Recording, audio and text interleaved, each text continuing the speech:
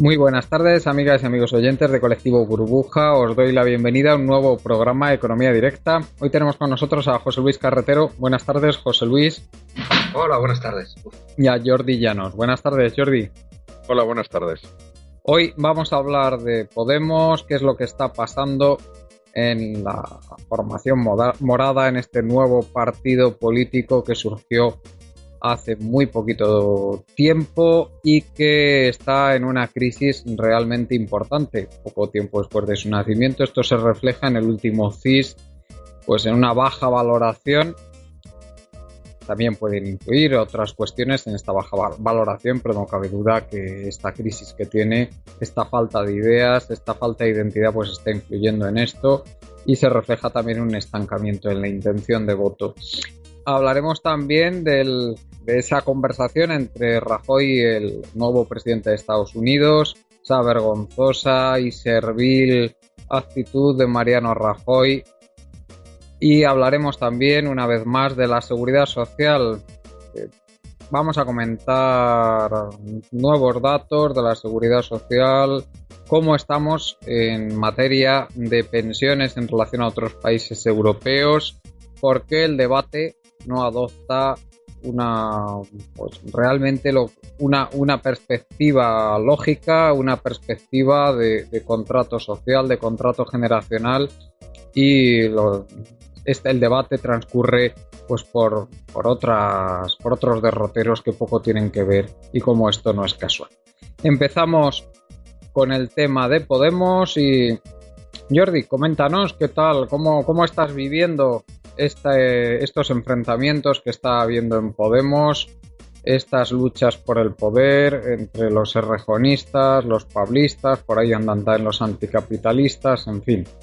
La verdad, yo debo decir que a mí el tema me produce profunda tristeza, porque tengo muchos amigos en Podemos, conozco mucha gente, ya sabrán casi todos los oyentes que yo estuve unos meses colaborando con ellos, me salí en abril del año 2015, dejé la colaboración pues porque las posturas me parecían demasiado moderadas, las de Podemos, y especialmente en cuanto al programa económico, pero aún así mantengo pues ciertas simpatías por Podemos, desde luego muchas más que por los otros partidos con representación parlamentaria, y me produce una profunda tristeza lo que está pasando. Adelante, Jordi.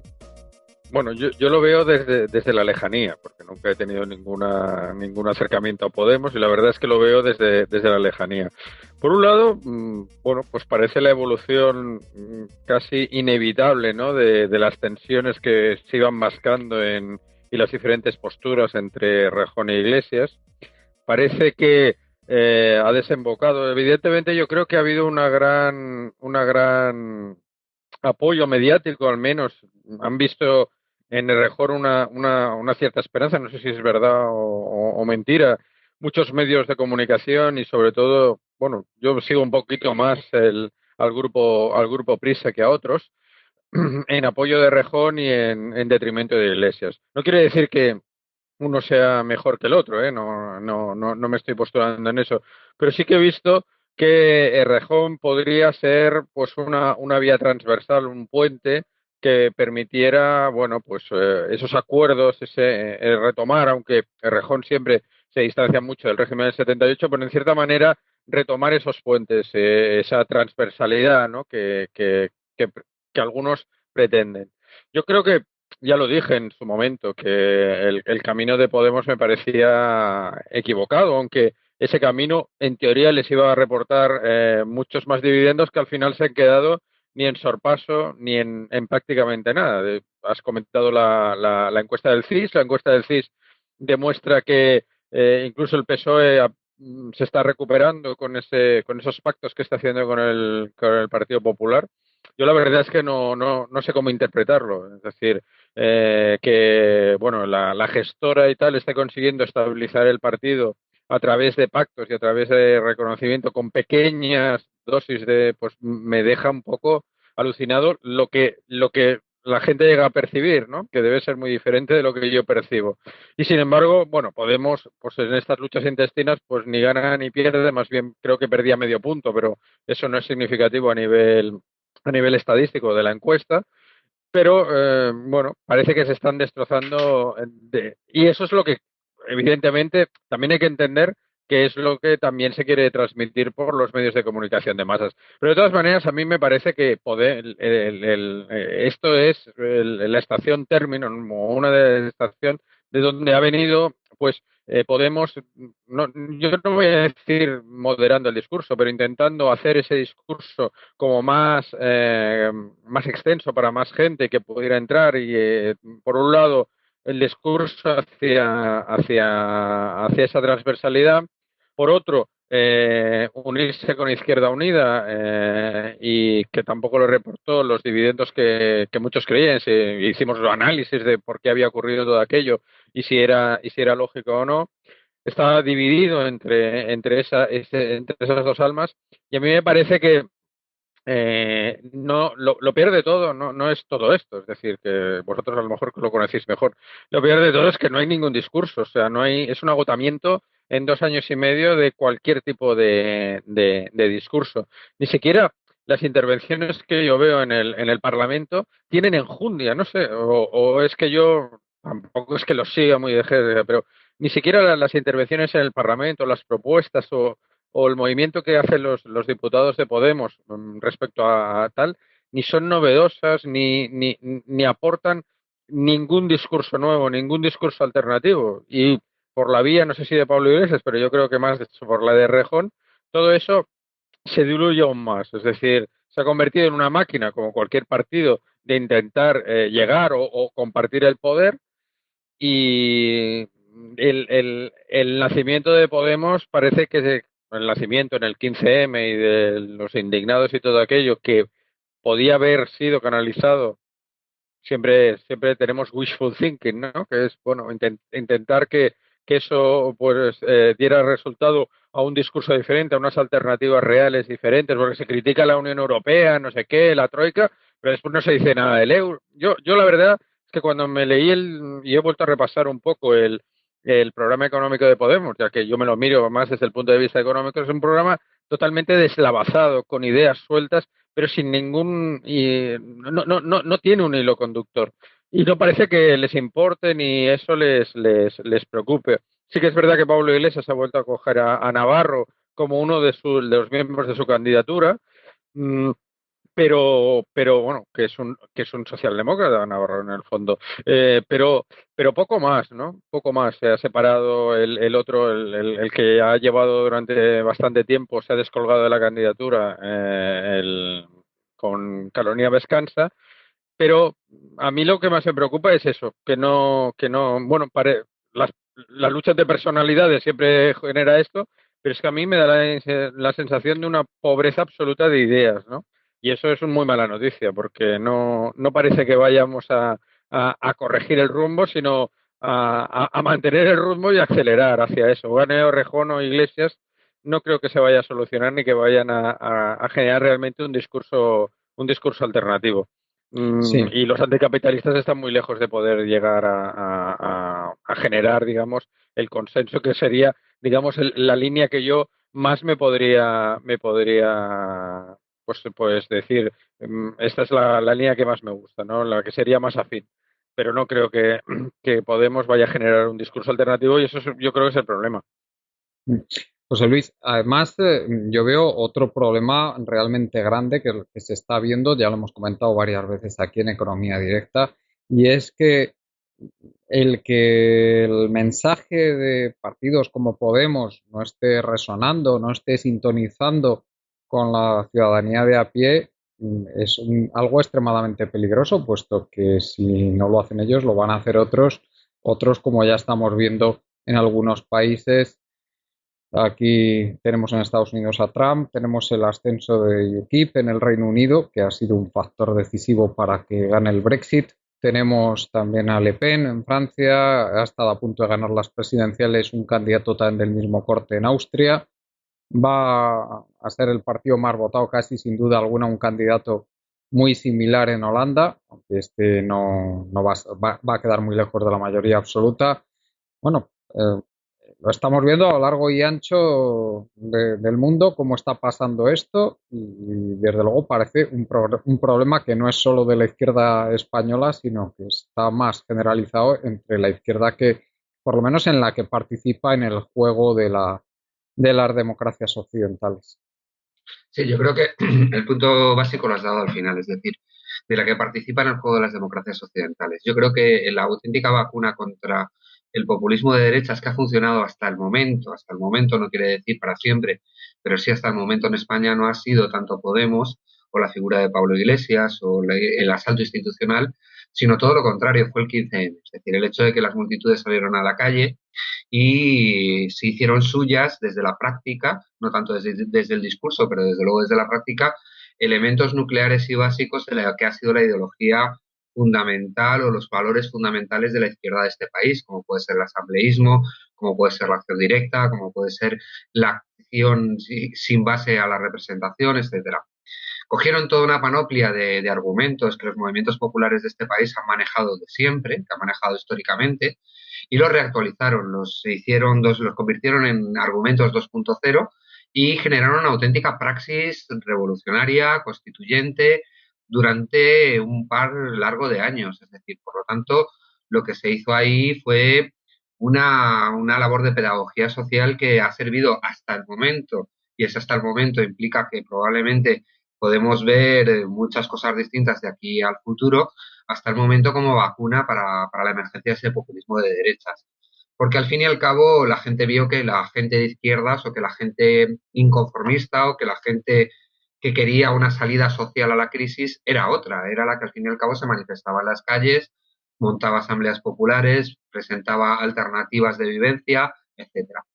El problema fundamental es que eso derivó en Podemos, lo cual en un momento determinado pudo resultar esperanzador. Yo también fui a algunas reuniones, estuve en un primer momento en el ciclo de Economía, Energía y Ecología de Podemos, estuve en algunas de las asambleas y realmente me fui de allí muy rápido porque inmediatamente vi lo que podía ser o anticipé precisamente por conocer esa tradición de existencia de los movimientos populares de nuestro país, lo que podía ser el resultado de esa propuesta orgánica de estatutos que presentaba en un momento determinado el grupo Claro que Podemos, en el que estaban en ese momento unidos tanto los actuales paulistas como los actuales errejonistas. Es más, era un documento firmado directamente por Luis Alegre, que es una persona que ahora parece que revienta a los dos grupos en concreto, ¿no?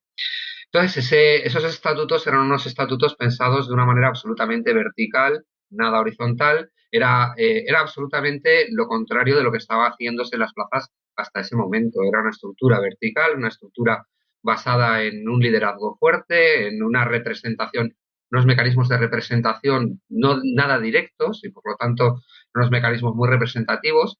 Era una estructura en la que además se estaba dejando en manos de quienes aparecían en los medios de comunicación todo el poder, porque al fin y al cabo lo único que se hacía era santificar por vía estatutaria una serie de decisiones que habían sido tomadas anteriormente, no tanto por la base de los militantes o de los afiliados, sino por las mismas cadenas televisivas que habían otorgado sanción de popularidad o no a determinados líderes.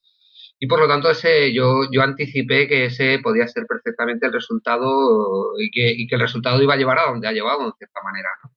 Fin y al cabo, lo que había en Podemos en ese momento, en el grupo dirigente de Podemos, y en ese grupo dirigente, digo, repito, estaban tanto los errejonistas como los pablistas, era una ideología construida en torno a una serie de mimbres muy populistas y en torno a una serie de mimbres que afirmaban como materialismo, pues como materialismo revolucionario incluso, una serie de ideas extraídas de una serie de ideólogos de la fuerza bruta, ni más ni menos, como Maquiavelo, como Carl Smith, etcétera, etcétera. Se hacía una especie de apología del triunfo, de apología de la determinación, de apología de toda una serie de valores muy masculinos, por otra parte, muy viriles, y se hacía una apología realmente de quien en ese momento tenía la capacidad de llevar las riendas de la organización. Esa apología además se hacía sobre la base de esa perspectiva de que estábamos ante un maratón electoral en el que no importaba otra cosa más que desempeñar bien ese papel en ese maratón electoral. Al fin y al cabo, la base fundamental ideológica detrás de esos estatutos que presenta Luis Alegre no es otro que Carl Smith. Es decir, Carl Smith es un jurista muy conocido alemán, que es un jurista miembro del Partido Nacional Socialista Alemán, es decir, del partido nazi. Es una persona que se convierte en uno de los juristas más apreciados dentro del Reich alemán y que presenta una ideología basada en la supuesta capacidad del soberano para tomar decisiones en momentos de urgencia. Al fin y al cabo, lo que se está haciendo es la alfombra roja para lo que posteriormente el Führer va a realizar, además con esas mismas palabras. En nombre del pueblo, el Führer, el dirigente, puede tomar una serie de decisiones que están animadas porque el espíritu del pueblo está detrás de él, y esas decisiones las toma sin consultar con nadie y las toma de una manera soberana, porque se está en una situación de urgencia donde la fuerza y la determinación son enormemente importantes. Esa es la ideología que latía detrás de esos estatutos. Yo, de todas maneras, pese a que Carl Smith se nos ha presentado muchas veces, precisamente por ideólogos tanto del errejonismo como del pablismo, como un ideólogo fundamentalmente materialista, considero que eso no es cierto, porque al fin y al cabo el mismo Carl Smith decía que no era materialista. Al fin y al cabo, él mismo afirmaba que el fundamento de su ideología era el espíritu del pueblo, algo bastante metafísico y que tiene poca relación con lo real. Entonces, en ese sentido, era mucho más preferible, hubiera sido más preferible encaminarnos o encardinarnos en las teorías de Kelsen, que hablan de pesos, de contrapesos, de garantías, de estructuras democráticas, de mecanismos de control, etcétera, etcétera. Kelsen, compañero de Carl Smith en la universidad en algún momento, pues tuvo que exiliarse durante tiempos de los nazis, y aunque tenga una pátina de mayor idealismo, precisamente porque plantea una especie de estructura democrática ideal que a veces no atiende o que en general no atiende a la estructura de clase subyacente, lo cierto es que al fin y al cabo lo que plantea es mecanismos de control que pueden ser mucho más operativos en un marco de desigualdades de fondo que ese mecanismo soberanista y decisionista de Carl Smith. Pero bueno, me estoy enrollando mucho con esto. Lo que yo veo después de todo esto es que además esa ideología ha generado una determinada forma de actuación, que ha generado una determinada forma de actuación que tiene mucho que ver también con los mecanismos o cómo se generan los liderazgos en nuestro mundo. Al fin y al cabo, esa adoración por esa perspectiva decisionista, por esa perspectiva voluntarista, por esa perspectiva de la urgencia y del gran hombre que toma grandes decisiones en el momento de la urgencia, que compartían tanto Rejón como Pablo, al fin y al cabo lo que no atiende en ningún momento, que atiende o pretende atender lo que se podría llamar o lo que se viene llamando en el ámbito de los recursos humanos como el liderazgo de tarea, no atiende en ningún momento lo que se podría llamar el liderazgo socioemocional. Eso es lo que estamos viendo en estos momentos. O sea, la emergencia, la explosión como un volcán de todo este tipo de agresiones mutuas, de tratamiento totalmente desconsiderado, de tratamiento totalmente brutal y agresivo entre ellos, no es más que la emergencia de que en Podemos falta un liderazgo socioemocional. El liderazgo socioemocional no es otro que aquel que está encaminado precisamente a hacer que el grupo se mantenga unido. Todos sabemos que existe un líder de tarea, estamos acostumbrados a ver ese líder tan masculino que da las órdenes, que dice lo que hay que hacer, que nos dice exactamente por dónde hay que ir, pero no somos tan conscientes de que muchas veces para que los grupos sobrevivan tiene que existir también un liderazgo socioemocional, es decir, esa persona que a lo mejor no figura tanto, pero que lima las asperezas, crea la narrativa común, hace que las personas se hablen, hace que las tensiones desaparezcan, etcétera, etcétera. Todo eso ha desaparecido en el marco de esa ideología tremendamente decisionista y tremendamente voluntarista y tremendamente agresiva, por otra parte, maquiavélica, que embargaba a Podemos desde el principio. Oye, y yo lo que veremos... curioso, José Luis, que según estabas diciendo esto, me acordaba de la parte del CIS donde decía el escaso apoyo que tiene entre las mujeres Podemos. Una cosa realmente curiosa, pero bueno, es una idea que me ha venido a la cabeza. Perdona que te haya cortado. Y yo lo que veo en la actualidad es una absoluta falta de ideas de los dos sectores principales. Bueno, de anticapitalistas quizá también, pero no tanto, ¿no? Pero desde luego de los dos sectores principales veo una absoluta falta de ideas de saber por dónde seguir, porque ellos tenían una hipótesis muy clara, muy directa, era esa hipótesis de un liderazgo fuerte que conllevase a un asalto al poder inmediato. Ese asalto ha fracasado y entonces ahora no saben por dónde seguir. Aunque los documentos, tanto de Iglesias como de Rejón, son documentos muy parecidos, en el fondo. Son documentos que hablan tanto de la acción institucional como de la acción en la calle, ambos, los dos, hablan de construir pueblo y de actuar en las instituciones, pero al fin y al cabo no resultan creíbles y resultan un tanto superficiales, porque no vienen acompañados de un análisis real y de lo que ha sucedido hasta el momento. Y además tampoco vienen acompañados de ese análisis porque tampoco quieren hacer ese análisis de lo que ha significado el asalto institucional tal y como ha sido operado como elemento de desmovilización popular, como elemento de destrucción de los gérmenes de construcción y de autoorganización popular que existían en este país. O sea, al fin y al cabo, como se trata de correr un tupido velo sobre eso y de tratar de intentar un borrón y cuenta nueva que realmente no se puede hacer si no se hace un análisis sobre eso, pues al fin y al cabo no resulta creíble y no se sabe hacia dónde van a ir una serie de documentos que son más parecidos de lo que ellos afirman y por eso precisamente no están debatiendo en torno a los documentos, están debatiendo en torno a sus cuestiones personales de liderazgo carismático, a ver cuál es el que tiene un mayor liderazgo carismático y a ver cuál es el que es el soberano que habla en nombre del Volkisch, el soberano Volkisch, el que habla en nombre del pueblo.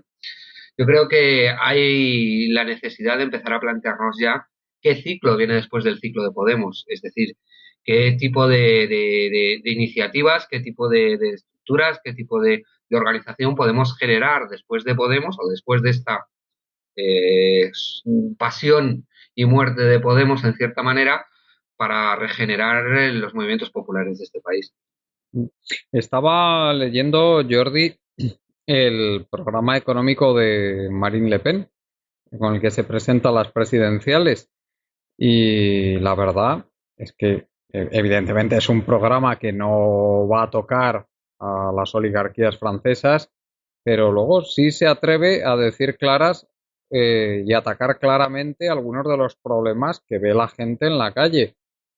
A mí lo que me da una rabia enorme es que tenga que ser una fascista como esta la que se atreva a hablar claro de los problemas estos y la gente de izquierdas no sea capaz de hablar claro de ello, como por ejemplo del euro, que lo dice clarísimo en su programa, Marine Le Pen, que lo del euro se tiene que acabar. O sea, es que no puede ser, que Francia no puede estar ahí. Efectivamente, yo antes he mencionado, ¿no? Es decir, ante las políticas de la Troika y tal, claro, uno tiene que llegar a ciertas conclusiones. Y en la época del neoliberalismo y el imperialismo económico, es evidente que a lo mejor por encima de lo que debería, pero es la realidad, la economía tiene un protagonismo especial. Y cuando uno observa, pues, los programas o las acciones propuestas por Podemos, queda absolutamente desilusionado. Es decir, no han articulado ningún tipo de alternativa real. Se han ido hacia esa socialdemocracia blanda, esa compra de los valores en el fondo neoliberales de la competencia, de la emprendeduría, de la competitividad, del cambio de modelo productivo, de la economía verde que crecerá, etcétera, ¿no? Cosas que repiten todo por el amplio espectro de los partidos, digamos, que han estado gobernando Europa y otros países democráticos durante los últimos 60 o 70 años.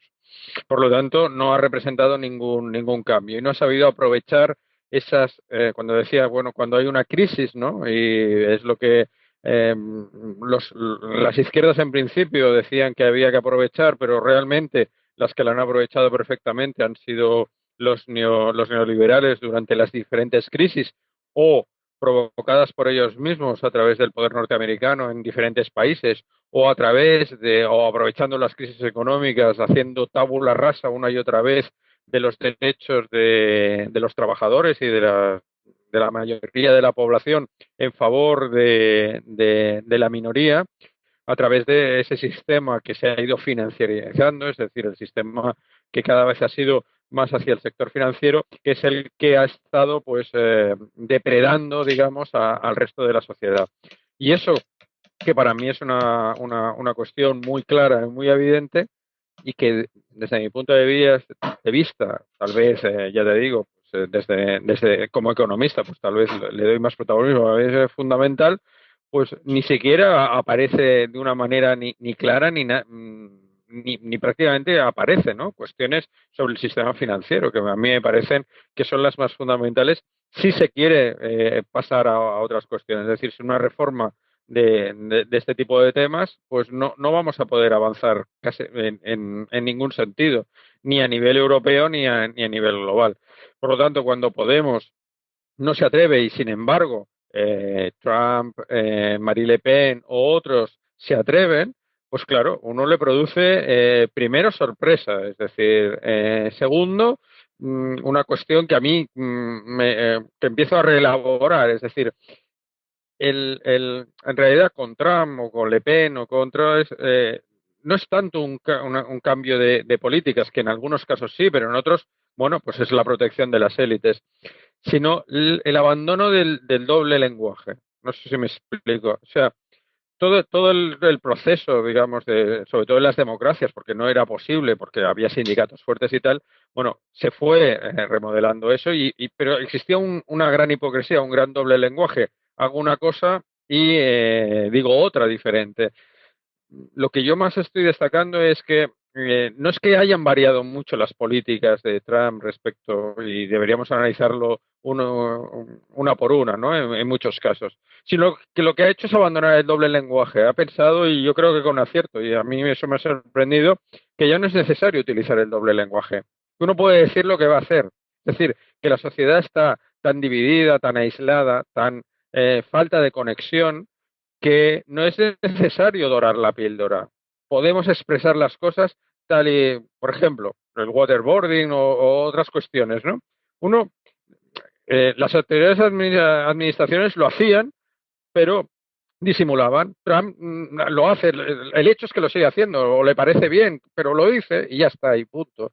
Y este tipo de cuestiones a mí me sorprende, y después si queréis lo podemos hablar. El abandono del doble lenguaje, porque ya no es necesario el doble lenguaje. Esta es la hegemonía en la mayor parte de los casos de ese que ha alcanzado ese pensamiento, que algunos han considerado que ya no es necesario el doble lenguaje. Y por lo tanto eso es muy peligroso, porque la extrema derecha o la derecha populista, bueno, lo vamos a llamar, la verdad es que semánticamente me da lo mismo, eh, con este lenguaje, digamos, directo, en función de la hipocresía de los políticos neoliberales, puede conseguir muchos votos, cosa que, evidentemente, es el camino contrario al que ha recorrido, por ejemplo, Podemos, ¿no? Desde mi punto de vista. Y eso es lo que nos encontramos. Es decir, Le Pen puede hablar y habla, de hecho, contra el euro, contra las políticas europeas de austeridad, y entonces bueno, defiende a los suyos. Se lo hace con un lenguaje directo y entonces eso contrasta y le da un gran empuje respecto a ese doble lenguaje hipócrita que han seguido manteniendo los neoliberales. Perdona, Jordi, ¿y tú no crees que en el fondo lo que pasa es que Le Pen sí que se cree que el sistema actual puede fracasar y que ahí va a estar ella para tomar el testigo y esta izquierda que participa en el sistema realmente no se lo cree? Esa es la clave, yo creo. Es que yo también creo que el sistema Yo creo que hay puede fracasar. otra cosa también que tiene que ver con eso, que es que al fin y al cabo la ultraderecha siempre ha podido ser incluso verbalmente mucho más radical porque no tiene que responder de sus actos. Es decir, al fin y al cabo el sistema no suele reprimir a la ultraderecha o la reprime muy episódicamente, mientras que determinado tipo de discurso y determinado tipo de acciones por parte de la izquierda o de la izquierda radical o revolucionaria implican una represión muy fuerte inmediatamente. Ah, entonces lo que son es miedosos, ¿no? Me estás diciendo. Efectivamente. Ah, vale. Pues todavía peor. Sí, lo que pasa es que el abandono de ese doble lenguaje en el caso de Trump, pues bueno, pues le ha reportado. La gente, en principio, el gran problema es eso, es como lo del dedo y la luna. Trump es el dedo, la luna es lo que ha pasado antes, ¿no? Y entonces, si queréis, podemos hablar un poquillo ahora que hablaremos de Rajoy y de Trump, bueno, pues aprovechando Trump lo que ha Pues sí. hecho, sinceramente, digamos, decir las cosas de una manera que la gente, y la alternativa era, ahora se habla de Obama, por ejemplo, yo estoy oyendo que Trump va a desmontar la ley, ¿cómo se llama esta? La que es, no la Dodd-Frank. Glass-Steagall, sino exacto, la Dodd-Frank, que realmente es una ley que en realidad no limita nada, o sea, Rubin, Timothy Geithner hicieron con todo de agujeros y tal, entonces la gente, ese es el lenguaje aquí. No, Trump no está liberalizando poco más, es decir, la liberalización ya la hizo Clinton en su momento, que eso sí que fue, y no se volvió y lo que hizo Obama fue ayudar, y precisamente está en ese el problema de lo que ahora es Trump. Si queréis ahora hablamos a Sí, continuación sí, sí. del tema a partir de Rajoy, ¿no? Ujú. Que esto puede ser bastante divertido. Sí. ¿Qué te parece a ti, José Luis, lo que ha trascendido en la conversación de Trump y de Rajoy? A mí me ha llamado fundamentalmente la atención de lo que ha trascendido, pues que Rajoy sigue en la misma tradición de sumisión abyecta o sea, que han tenido los gobernantes españoles tradicionalmente hacia cualquier gran poder, incluso empeorándola todavía más esta tradición.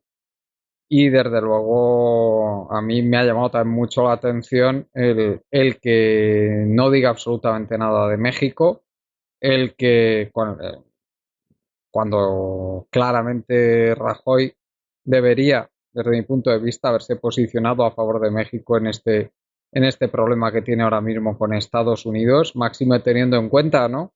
Lo que le debemos a México por lo que hizo en un momento crítico de nuestra historia por tanta gente. Pues no, parece que este hombre, claro, que a lo mejor no los considera los suyos, aquellos a los que ayudó México. Eso también puede ser.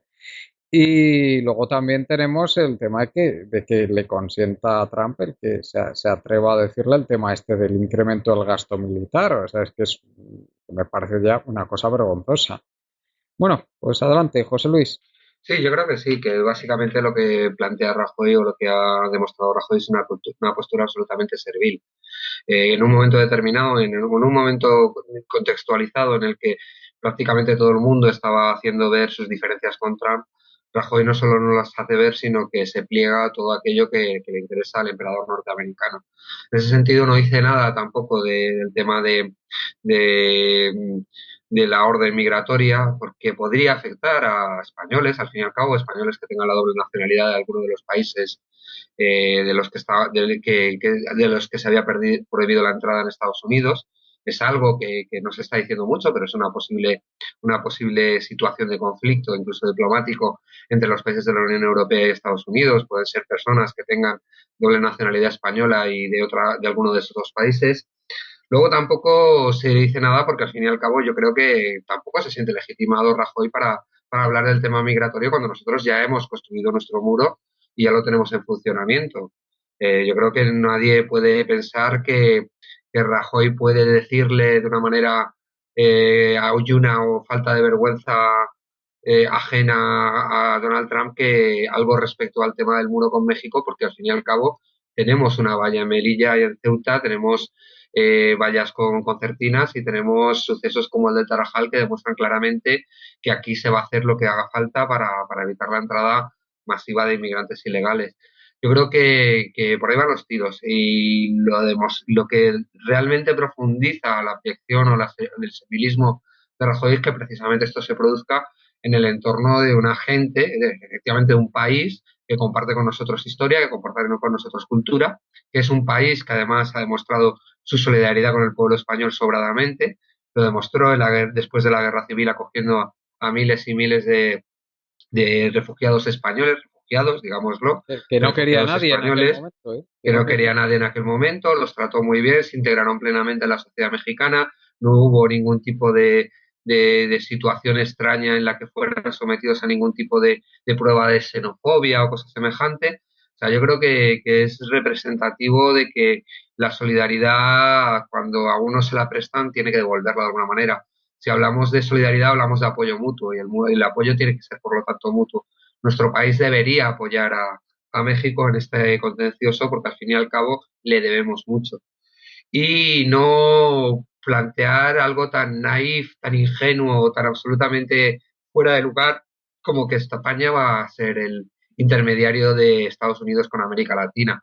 Todo el mundo sabe que para Estados Unidos América Latina es su patio trasero y por lo tanto todo el mundo sabe que está fuera de todo tipo de realismo el pensar que Estados Unidos va a aceptar ningún tipo de intermediario en esa relación. Estados Unidos va a hacer y deshacer su antojo siempre y cuando se lo permitan los gobiernos latinoamericanos o va a provocar situaciones de conflicto con los pueblos latinoamericanos para imponerle los gobiernos que él necesite, como pasó en Panamá recientemente.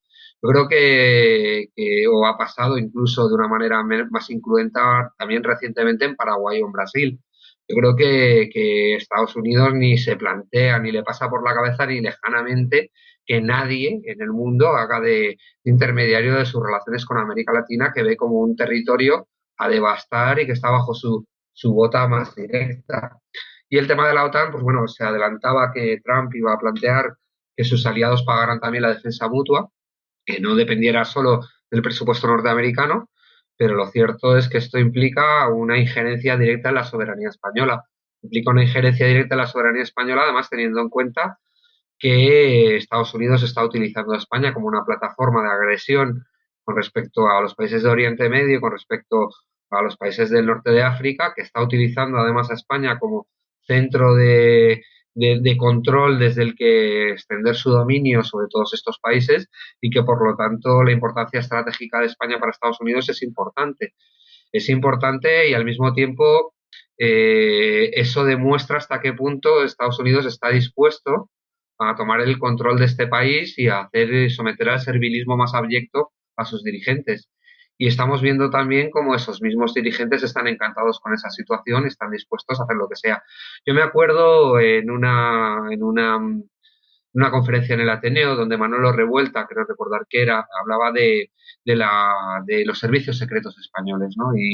Y ponía como ejemplo del dominio que realmente tienen los norteamericanos sobre nuestro país, como el hecho de que el Centro Nacional de Inteligencia, el antiguo CSIC, había sido formado por una serie de agentes españoles, de los cuales en un momento determinado estaban todos en nómina también de la Central de Inteligencia de la CIA. Es decir, que al fin y al cabo hay una dependencia absoluta de los Estados Unidos en relación a todo lo relativo a la seguridad, pero también en relación a todo lo relativo a la soberanía que puede cercenar cuando quiera. Y bueno, y además el hecho de que España es un país pues absolutamente secundario, totalmente sometido al imperio, que esto es una vez más una herencia del franquismo, hemos seguido en la misma tradición que tenía Franco a partir del año 53, pues esto lo que se ve, por ejemplo, en hechos como que España jamás haya formado parte del G20, ni siendo teóricamente su importancia a nivel internacional más que sobrada como para formar parte de ese grupo. Pues no, es el único caso de un país de ese tamaño o ese nivel de desarrollo económico que no forma parte del G20. Bueno, pues ahí queda eso, por ejemplo, o las terribles condiciones en que entró en la Comunidad Europea España.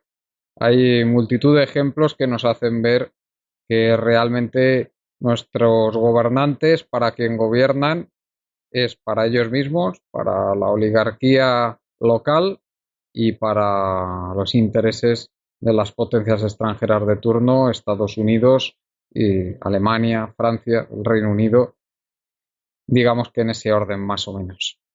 Bueno, Jordi, ¿qué nos puedes decir?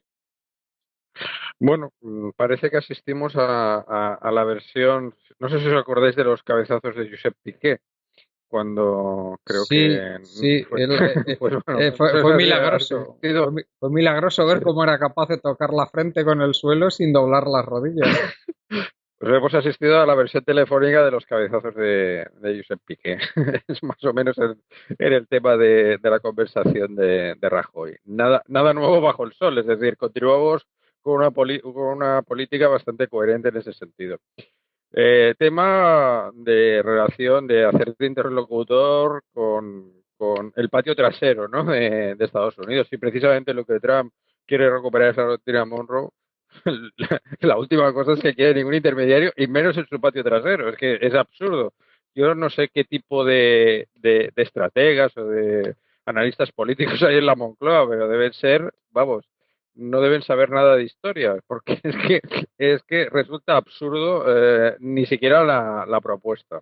El hecho de que no quisiera cabrear a su interlocutor ni se muestra servil, bueno, pues está en esa línea, en la línea de sometimiento pues al imperio y al emperador, y él lo que hace es un reconocimiento de esa condición subalterna, ¿no? Y por lo tanto, bueno, pues se encuentra cómodo en esa posición, como se han encontrado cómodos casi todos los dirigentes españoles, lo cual o respecto a Alemania o respecto a Estados Unidos Sí, y Jordi, en la cuestión militar. Jordi, perdona, ¿tú no crees que lo que le pasa a la oligarquía española es que en el fondo sabe que si permanecen en sus sitios precisamente por el apoyo de estas potencias extranjeras, que como no tuvieran ese apoyo durarían pues realmente poco?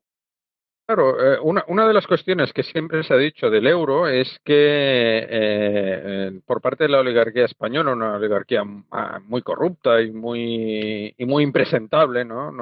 Sin los marchamos de democracia y de otras oligarquías, fue el hecho de que entramos en el euro y nosotros os dejaremos de gobernar para que lo hagan alguien, pues como los alemanes, mucho más estrictos y tal, ¿no? Fue una venta de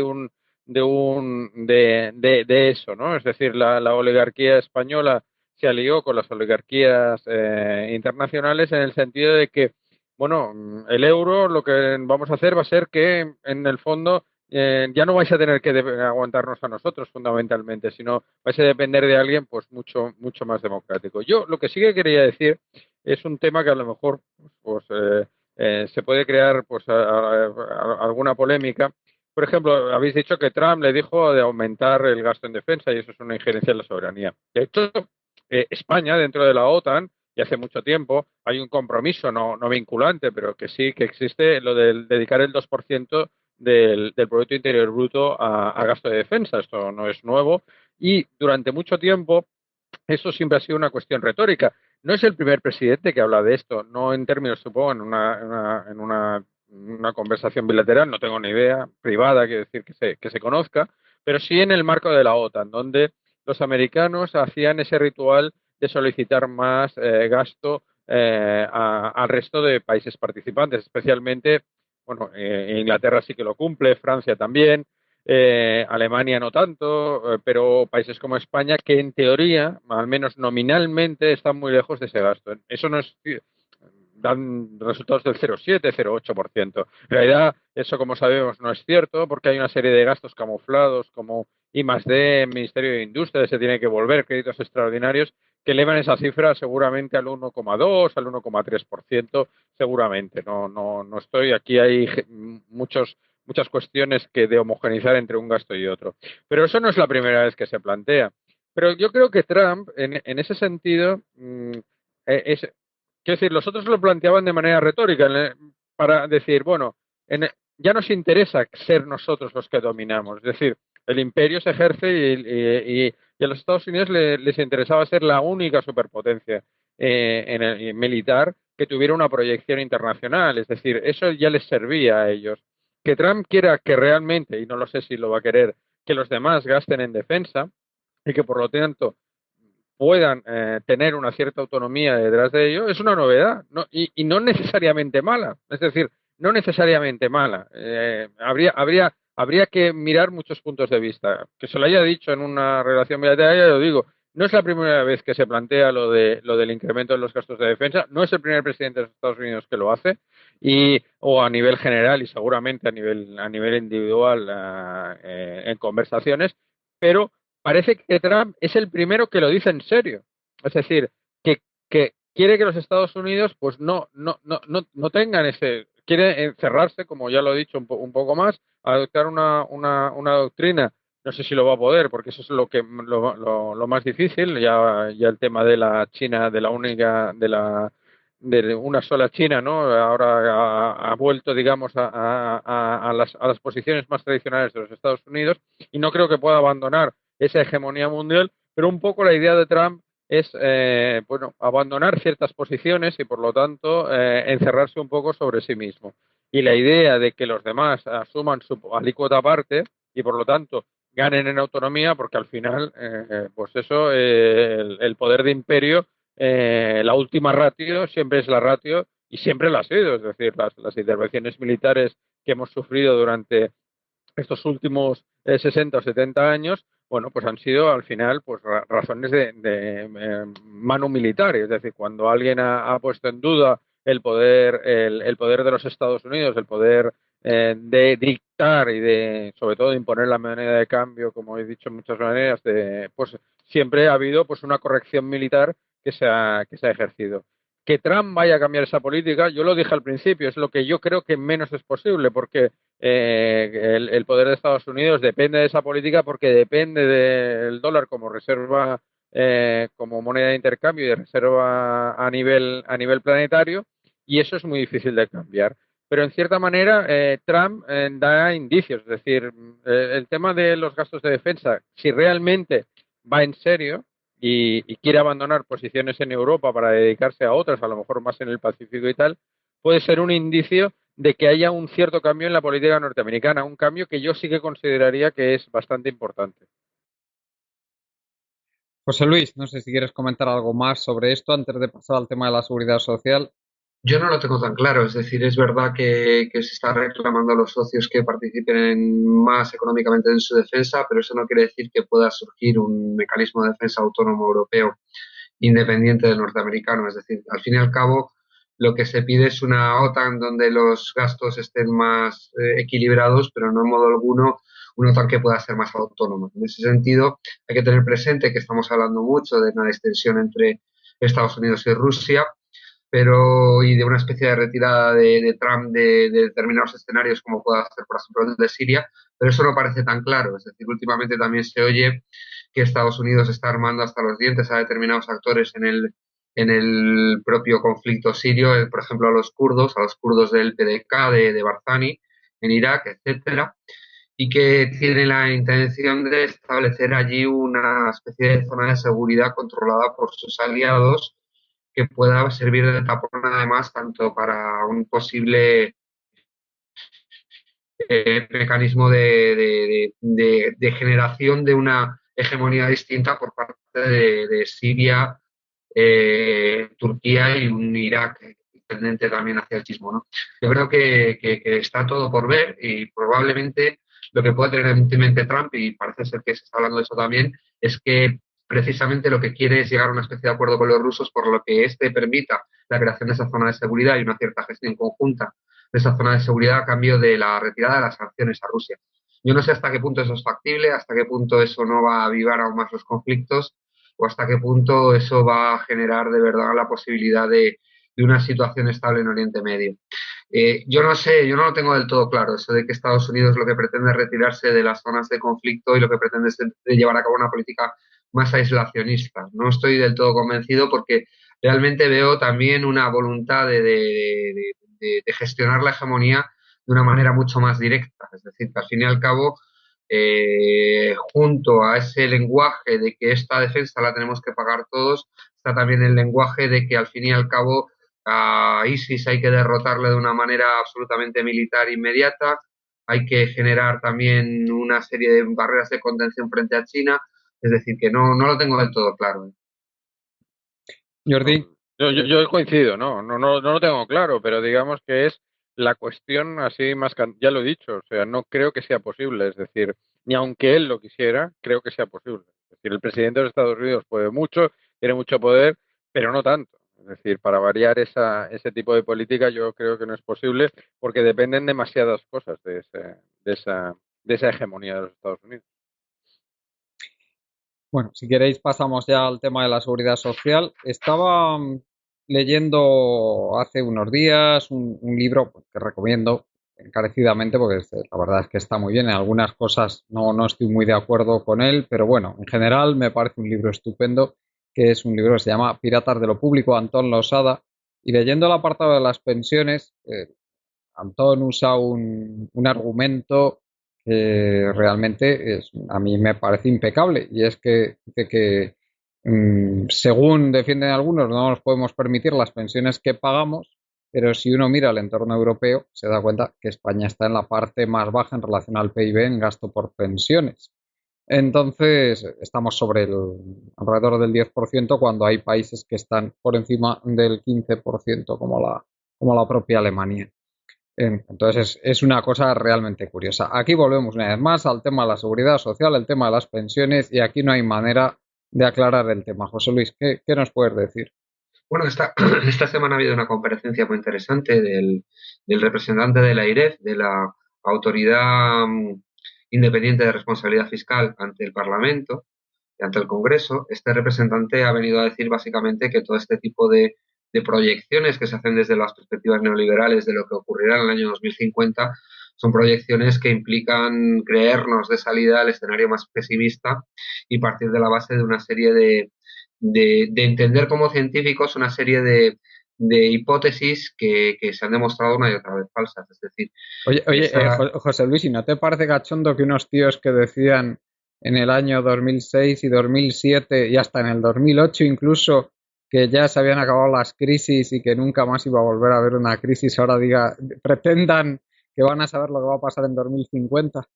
efectivamente, es que esa es la historia. O sea, el tema este de que las pensiones van a llegar a un punto donde no se van a poder pagar lleva repitiéndose desde los años 60 cíclicamente, cada 5, cada 10 años, y cada vez se ha puesto una fecha. Esto es un poco como lo de los testigos de Jehová. La fecha del fin del mundo pues siempre se va moviendo hacia atrás porque llega la fecha y no ha sido el fin del mundo.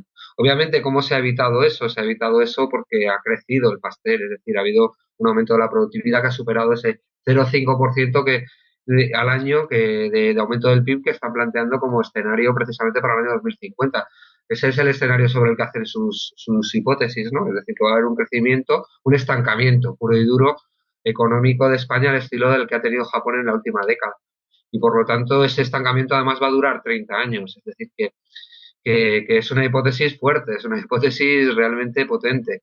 Y además teniendo en cuenta que hay mucho mecanismo, hay mucho ámbito para la mejora del sistema de pensiones sin tocar siquiera sus mecanismos de funcionamiento. No, Al no, fin y al cabo, José Luis, y si me permites, hay un tema mucho más grave, porque es que detrás de todo esto está la hipótesis de que el gasto de pensiones, en pensiones debe ser algo fijo, porque no nos están hablando de que la economía piensen ellos que se va a desmoronar, se va a hundir y la gente pues prácticamente va a estar comiendo un cuenco de arroz al día en el año 2050, sino que están hablando de que incluso la economía va a ser algo mayor en el año 2050 que ahora. Están hablando del 0,5% anual de crecimiento.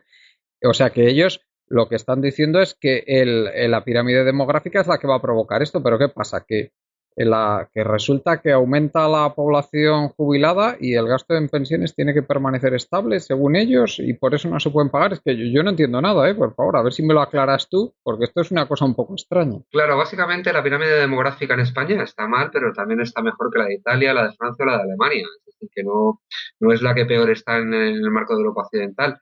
Y realmente tenemos una situación en la que el 57% de las personas entre 16 y 45 años están trabajando. Es decir, que hay un amplio margen para la mejora. Si esas 100% de personas, un 80%, un 70% de personas estuvieran trabajando, realmente habría unos ingresos mucho mayores para la seguridad social.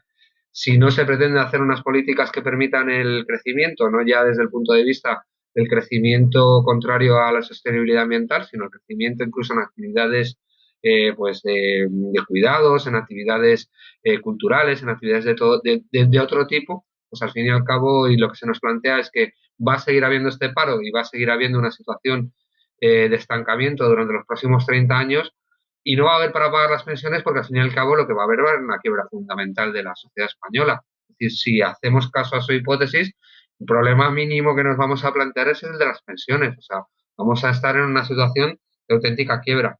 Y es que además hay también mucho marco de mejora porque no se nos está contando tampoco que dentro de la misma estructura del sistema de pensiones existen yacimientos de donde se podría sacar más dinero. Es decir, por ejemplo, gran parte de las pérdidas que tiene el sistema de seguridad social público provienen del RETA, es decir, del régimen de trabajadores autónomos, donde no se ha hecho en ningún momento un mecanismo de progresividad mínima de las cotizaciones, es decir, para que aquellos que están ganando más pagasen más, cotizasen más y aquellos que están ganando menos cotizasen menos. Tampoco se nos dice que al fin y al cabo existen múltiples reducciones de la cuota a la seguridad social que se han expandido en los últimos años. Y no estoy hablando de las bonificaciones, porque las bonificaciones van sobre el presupuesto del sistema público de empleo, sino de las reducciones. Las reducciones legalmente van sobre el sistema de la seguridad social y totalizan en estos momentos cerca de 2.000 millones de euros. Es decir, que es una serie de gastos que si se quieren hacer como política de fomento de determinados sectores se tendrían que hacer desde la propia estructura de impuestos del Estado en general.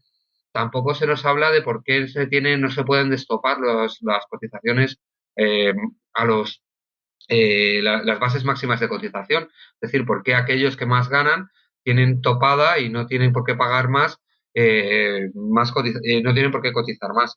Al fin y al cabo, lo que no se nos quiere contar es que incluso en estas circunstancias, lo que estamos viviendo es una situación en la que se había una cobertura de un 80%, una tasa de cobertura de un 80% en el 2010 respecto a lo que uno había cotizado, en la actualidad hay una tasa de cobertura de un 56%. Yo creo que esto es representativo también. Y además hay otro elemento. Explica un poco mejor esto. ¿A qué te refieres con la tasa de cobertura? La tasa de cobertura en relación a la cobertura del salario que se ha ido ganando a lo largo de los años y por lo tanto también en relación. O No, sea, no, no. sí, perdona. Que, sí, José Luis, no sé si te hemos perdido. Bueno, creo que tenemos ahora. A mí también lo que me gustaría aclarar es que yo tengo yo soy un poco más bruto que todo esto. O sea, yo lo que pienso es, me pongo en el lugar de una familia en la que haya 5 personas jóvenes trabajando y un anciano, pues para que mantengan a ese anciano, pues tendrán que aportar una pequeña parte del producto de su trabajo. Si hay 2, tendrán que aportar más. Si hay 3, tendrán que aportar más. Y si hay 5, pues tendrán que aportar más. Pero eso no quiere decir que si con el paso del tiempo aumenta de 1 a 5, ¿qué pasa? Que lo que antes recibía uno lo reparten entre 5 ahora y luego los que están trabajando se siguen quedando con lo mismo. Es que no parece muy lógico, ¿eh? O sea, a lo que me Efectivamente, refiero es que si una población envejece, pues lógicamente el esfuerzo de la gente joven tendrá que ser mayor. efectivamente. Además hay dos. Primero, hay una cuestión que es la relativa a la separación de fuentes. No tiene por qué estar la seguridad social, no tiene por qué pagarse a sí mismo y además no tiene por qué pagarse incluso los gastos de gestión. O sea, porque una cosa podría ser la cuestión de las cotizaciones, que las cotizaciones paguen las pensiones, pero ¿por qué las cotizaciones tienen que pagar la gestión de la Tesorería General de la Seguridad Social, los sueldos de sus trabajadores, cuando al fin y al cabo esos son gastos generales del Estado? Esto es uno de los elementos que también está dentro de los gastos de la seguridad social. Otro elemento fundamental sería por qué no se puede plantear un sistema público de impuestos o un impuesto público que ayude a financiar la seguridad social. Esto se hace en Francia y el 35% de sus pensiones o de su gasto en pensiones, en prestaciones de jubilación, se paga por vía de un impuesto especial puesto en marcha por el gobierno francés y que afecta principalmente a las grandes empresas. Es decir, que al fin y al cabo el problema fundamental no es tanto el de pensar cómo se puede hacer para que eh, cumplamos esa especie de previsión, esa profecía autocumplida que pretenden presentarnos los estudiosos neoliberales, sino que al fin y al cabo existen una serie de ingresos sociales que derivan también del trabajo de las personas que trabajan en esa sociedad. Existe una posibilidad de crecimiento económico que pueda hacer crecer el pastel, independientemente de cuántas personas se hayan jubilado, y existe también la posibilidad de que vengan trabajadores de fuera, que es otra de las cosas que ha solventado enormemente el problema de las pensiones en este país en las últimas décadas. Estamos dando por hecho que la emigración no va a parar, o sea, que la emigración va a parar y que no va a venir gente de fuera a trabajar aquí. Yo creo que eso también es representativo. Jordi, ¿qué nos puedes decir? Bueno, este tema a mí me apasiona, pero claro, deberíamos dedicarle casi un monográfico. Bueno, Vamos a ver. sí vamos a hablar muchas veces de ello, ¿eh? No te preocupes que Por eso. al final nos vamos a juntar con varios monográficos entre los trozos que Sí, sí, vayamos sí, sí. dedicando. Adelante. Pagar las pensiones a través de impuestos, etcétera, ¿no? Pagar las pensiones es trivial, no tiene ninguna importancia. Se ponen unos números en el Banco de España y punto, ya está, y se pagan. No hay nada más, no se necesita ningún impuesto ni nada, no se necesita recaudar ni nada. Lo que pagan las pensiones en cada momento es la capacidad que tenga la sociedad en generar bienes y servicios, en estar equilibrado respecto al medio ambiente, a la biosfera y poderlo hacer. El problema, evidentemente, en 2050 no son las pensiones. Es decir, desde mi punto de vista, las pensiones es trivial, ya te digo, se cogen, se pagan las pensiones. El Banco de España acredita la cuenta del Tesoro Público en 100.000 millones y si hay bienes y servicios para dispuestos ahí, pues se consumen esos bienes y servicios. Trivial, no tiene ninguna importancia, no es ningún misterio. El caer en el neoliberalismo es empezar a pensar que de alguna manera el ahorro y el interés compuesto van a producir una maravilla y va a crecer la economía en función de un interés compuesto. Claro, eso no tiene sentido, no, es absurdo. Las pensiones evidentemente se pagan capacitando ahora a la gente, haciendo que pueda producir para el futuro. Es decir, si nosotros lo que hacemos aquí es, por ejemplo, restringir la capacidad que tenemos, porque cada vez trabaja menos gente, cada vez puede producir menos, bueno, pues evidentemente las decisiones de ahorro no tienen ninguna importancia, son las decisiones de inversión y cómo lo que vamos a invertir lo que van a pagar en el 2050. Y el problema, pues pueden ser los recursos que vamos a tener, los sumideros si hemos vivido por encima, como decía, de nuestras posibilidades, pero no de las posibilidades como dicen los neoliberales, sino realmente si hemos agotado y consumimos más de un planeta y medio, como en el futuro, pues eso nos vamos a encontrar en el futuro. Las pensiones no es el problema de 2050, es el conjunto de la sociedad, cómo va a sobrevivir habiendo, digamos, adelantado gran parte de los recursos a esta y confiando en teóricamente que la tecnología nos lo solucione todo, pero las pensiones, ni los impuestos, ni nada. O sea, pensar que los impuestos o las cotizaciones a la seguridad social pagan algo, no, eso no es así. Es decir, el Estado primero gasta y luego recauda. Es un drenaje de liquidez del sistema. Pensar que hay que recaudar para gastar es puramente neoliberal. No sé si me estoy explicando. Es puramente neoliberal. No, no, no. Las pensiones se pagan con dinero y el dinero no cuesta nada. No está sometido a las leyes de la termodinámica. Lo que están sometidos son los bienes, la preparación de la gente y la capacidad que tendrá en 2050 de mantener a toda esa población. ¿Lo podrá hacer por la tecnología, por los robots que haya, etcétera? Bueno, ¿y cómo se distribuye eso? Claro, es un problema no de redistribución, sino de distribución de esos recursos.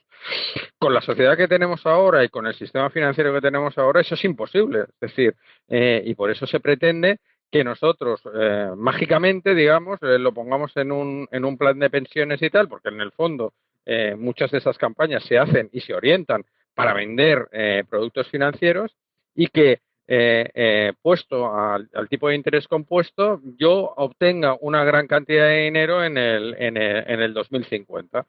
Pero eso, claro, no tiene ningún sentido porque no está sometido a las leyes de la termodinámica y evidentemente lo único que hace es reclamar sobre y depredar sobre la biosfera y la sociedad. Y ese es el problema, ¿no? Las pensiones de 2050 pues se pagarán en 2050 con lo que haya en aquel momento. Y lo que hay en aquel momento no depende ni del ahorro, ni de los impuestos, ni de nada, sino evidentemente de lo que vayamos a hacer, de nuestras decisiones de inversión y de las decisiones que vayamos a tomar ahora. Y evidentemente desde el punto de vista de si la sociedad no conseguimos cambiar la sociedad, pues vamos a tener mucho problema, no para pagar las pensiones, sino para el conjunto de la sociedad. Ese es mi punto de vista y si queréis otro día lo desarrollamos un poquito más, porque es que no yo creo que entrar en el problema de la financiación de las pensiones es entrar en el discurso ese que es el que yo quiero romper. José Luis, no sé si quieres comentar algo más antes de acabar el programa. No, yo creo que ya hemos hablado bastante. Pues muchas gracias, José Luis, y dinos por favor dónde te podemos encontrar en las redes sociales, en internet. Pues se me puede encontrar en joseluiscarreterominamar.blogspot.com, que es mi blog, Peleando a la Contra. Se me puede encontrar también en la revista Transversales, en el periódico Diagonal, aunque ahora será el nuevo proyecto de Saltemos.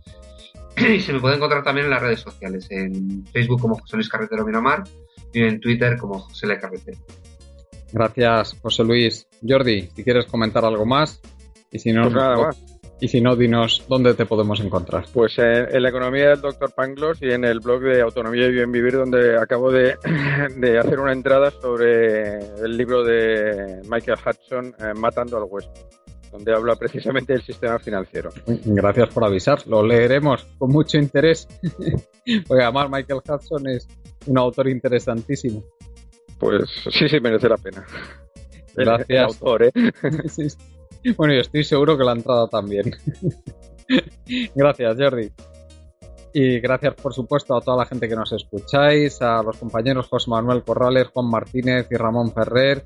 Y sin más, nos despedimos por hoy recordándoos nuestra web colectivoburbuja.org y que quien quiera, desde luego, puede asociarse a Colectivo Burbuja para colaborar y para formar parte del proyecto. Hasta el próximo día.